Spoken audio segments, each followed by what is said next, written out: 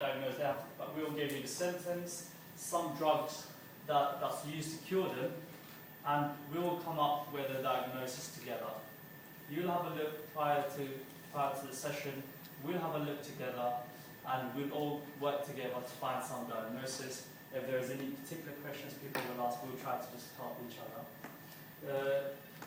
The document is a coursework for Human and Medical Science second year students.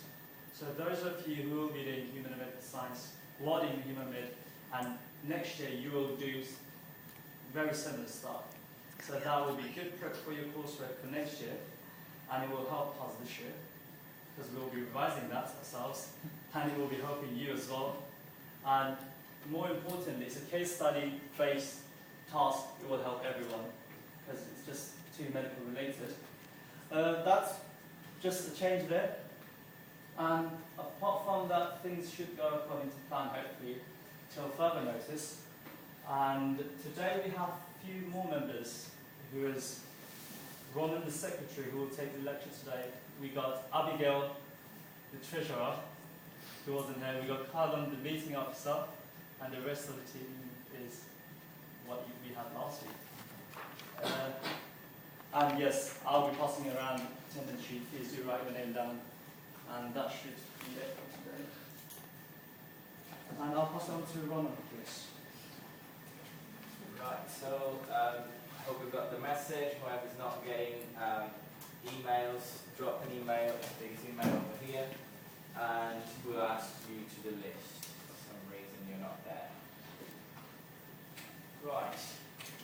For those who don't know me, my name is Ramon, and I'm the Secretary Training Officer of MedSoc. I'll be your speaker today, and your facilitators will be the whole committee, which somebody just introduced to you. First of all, I'd like to share with you an idea of what society is. I'm not here to lecture you. I'm here to share with you my knowledge and get some knowledge from you.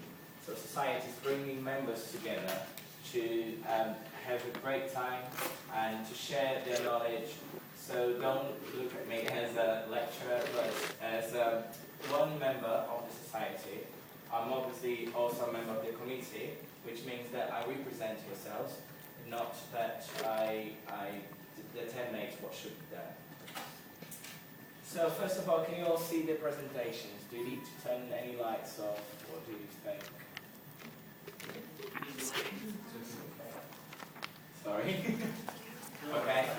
Okay, cool. Second, can you all hear me? Sorry. Very open. So let's start with some domestic things. Going in. If fire alarm goes off, gets out. We don't want to be treating anyone for burns. We'll probably have only a few first aiders in this room. So you probably went through that on your induction week for those who are starting now. Those who are on their second and third year, they've probably been through it 9 or 10 times. I did twice in a day. Toilets are located around the building, you might know by now. Obviously, if you want to go, you don't need to raise your hand, just leave, try to do it quietly. And please don't go all at once because it will look suspicious. Please do turn them off. Obviously, it's very irritating when you are talking or when one of our colleagues are talking and you have phone on. You can obviously switch to silent, vibrate, or anything, but don't you jump in case your phone vibrates in between your legs. And if you have any questions, please do raise your hands and let's try to work out. It doesn't mean, as I said, that I know everything about the admissions process. Obviously, I did spend some time looking for some information, but if some of you have something that you want to share, please do again, raise your hand, and we go through it. So the aims for this afternoon are, so by the end of this section, you should be able to identify most of the medical schools in the country, the entry requirements, university reputation and history, improve your student profile, which is our main thing over the year. So the better your profile, the better your chances to get a place. And finally, to answer the question, why this university? As some of you might know, some universities has this question as one of their questions that when you go for an interview. They ask you why medicine, and they also ask you why did you choose to do medicine in this university. So you need to be well prepared to answer this sort of questions, because those questions are the key questions on your interview. And why is that? You need to think as the interviewers think. So what are they thinking? They need to know, why do I want you in my university? What can you do differently that others can't do? If you have high marks, obviously if you're offered an interview, all the others that are there, they also have high marks. So you need to have high marks in something else, and this is what MedSoc is trying to provide here.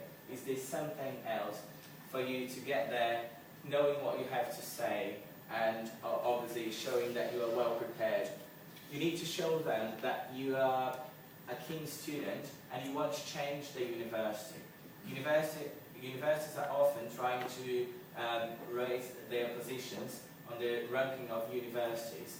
So you need to prove to them that you're going to be one of the students that is going to help the university to grow in this area.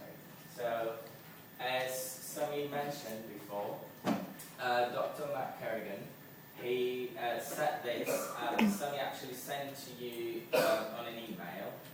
It's got a list of post-graduate medical schools.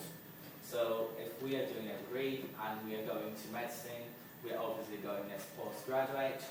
This is one of the options, but obviously you can go all over again and do undergraduate, which will be slightly longer. Obviously the chances of you getting a place into post degrees are lower because the place that they set for this sort of entry is smaller, of course, whereas undergraduates. But you can actually, when you apply through UCAS, you can apply for both. You can apply for undergraduate and postgraduate, of course with a limited range of choice. So you've got here these universities.